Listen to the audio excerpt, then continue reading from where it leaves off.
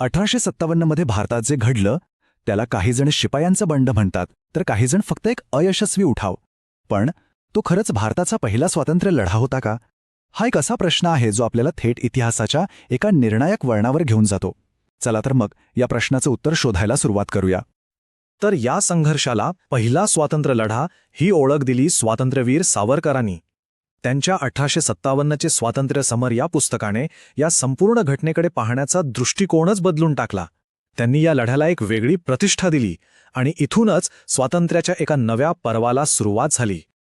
पण मुळात प्रश्न हा आहे की असं नक्की काय घडलं होतं की उत्तर भारतापासून महाराष्ट्रापर्यंत असंतोषाचा आगडो मुसळला.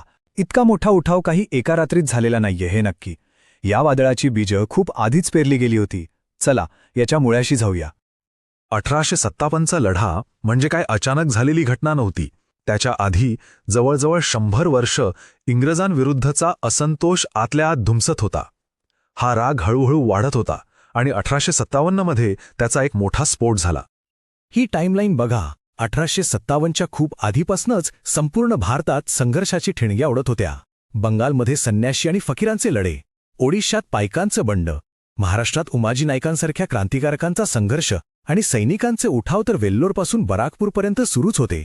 म्हणजे शेतकरी, आदिवासी, सैनिक प्रत्येकजण इंग्रजी सत्तेला आव्हान देत होता.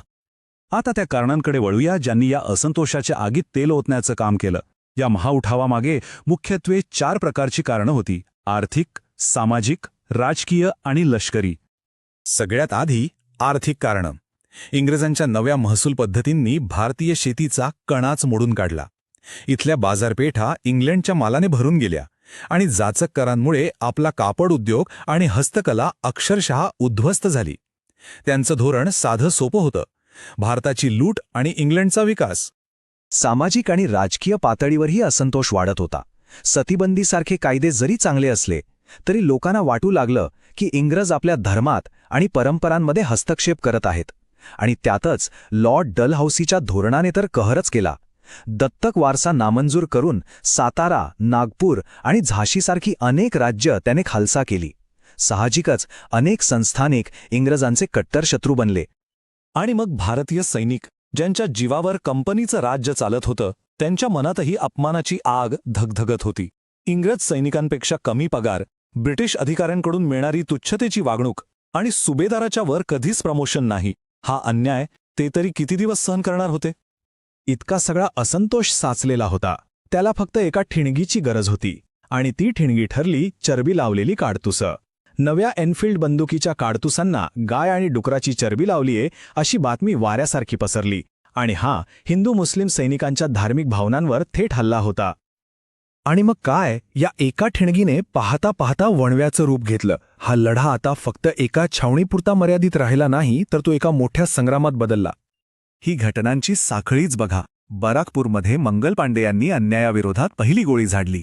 त्यानंतर मेरठच्या सैनिकांनी उघड बंड पुकारलं आणि थेट दिल्लीकडे कूच केली.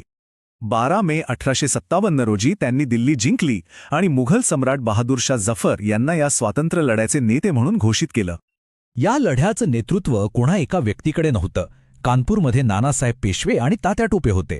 झाशीमध्ये राणी लक्ष्मीबाई, लखनौमध्ये बेगम हजरत महल, तर बिहारमध्ये कुंवर सिंग अशा अनेक नेत्यांनी आपापल्या भागातून इंग्रजांना जोरदार आव्हान दिलं. आणि या लढ्याचं सगळ्यात मोठं वैशिष्ट्य म्हणजे यात दिसलेलं हिंदू मुस्लिम ऐक्य. धर्म आणि जात विसरून सगळेजण एकाच शत्रूविरुद्ध खांद्याला खांदा लावून लढले. बहादूर शाह जफर आणि नानासाहेब पेशवे हे या एकतेचं प्रतीक बनले होते. पण मग इतका व्यापक लढा असूनही तो यशस्वी का होऊ शकला नाही? इंग्रजांनी हा उठाव मोडून काढण्यात यश कसं मिळवलं? चला आता याच्या अपयशाची कारणं समजून घेऊया. हा तक्ता आपल्याला दोन्ही बाजूंचं चित्र स्पष्ट दाखवतो. भारतीय सैनिकांकडे शौर्य भरपूर होतं, पण नेतृत्व विखुरलेलं होतं. शस्त्र पारंपरिक होती. याउलट इंग्रजांकडे एकसंध नेतृत्व, आधुनिक शस्त्रसाठा आणि जबरदस्त लष्करी डावपेच होते. शौर्याला नियोजनाची जोड मिळाली नाही आणि तिथेच भारतीय बाजू कमकुवत पडली.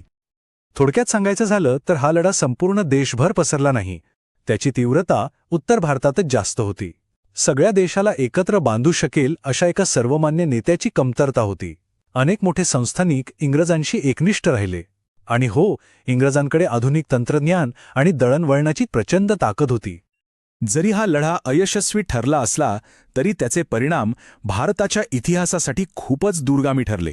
खरं तर ह्या लढ्याने एका युगाचा अंत केला आणि एका नव्या युगाची सुरुवात केली.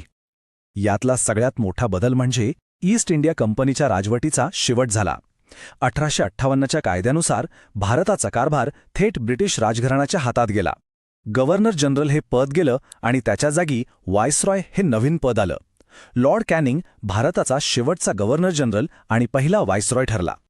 भारतीयांचा राग शांत करण्यासाठी राणी व्हिक्टोरियाने एक जाहीरनामा काढला. त्यात धार्मिक बाबींमध्ये हस्तक्षेप न करण्याचं, संस्थानिकांचे करार पाळण्याचं आणि वंशधर्माचा विचार न करता गुणवत्तेनुसार सरकारी नोकऱ्या देण्याचं आश्वासन दिलं गेलं. अर्थात इंग्रजांनी भविष्याची काळजीही घेतली. पुन्हा असा उठाव होऊ नये म्हणून त्यांनी लष्कराची पूर्णपणे पुनर्रचना केली. भारतीय सैनिकांची संख्या कमी करून युरोपियन सैनिक वाढवले आणि तोफखान्यासारखी महत्त्वाची खाती तर पूर्णपणे इंग्रजांच्या ताब्यात ठेवली. आणि या लढ्यातूनच इंग्रजांनी आपलं सगळ्यात घातक शस्त्र बाहेर काढलं, ते म्हणजे फोडा आणि राज्य करा हे धोरण. भारतीयांना जात आणि धर्माच्या नावावर विभागून त्यांच्यावर राज्य करण्याची नीती त्यांनी अवलंबली, ज्याचे भयंकर परिणाम भारताला पुढे अनेक वर्ष भोगावे लागले. लष्करीदृष्ट्या हा लढा जरी यशस्वी झाला नाही तरी त्याने भारतीयांच्या मनात स्वातंत्र्याची जी चेतना निर्माण केली ती विझवणं इंग्रजांना कधीच जमलं नाही.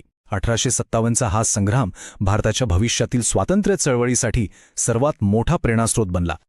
आणि शेवटी हा एक प्रश्न उरतोच. 1857चा लढा अयशस्वी झाला हे खरंय, पण ज्या लढ्याने स्वातंत्र्याची आस निर्माण केली, जो पुढच्या पिढ्यांसाठी प्रेरणा बनला, तो लढा खरंच व्यर्थ होता का?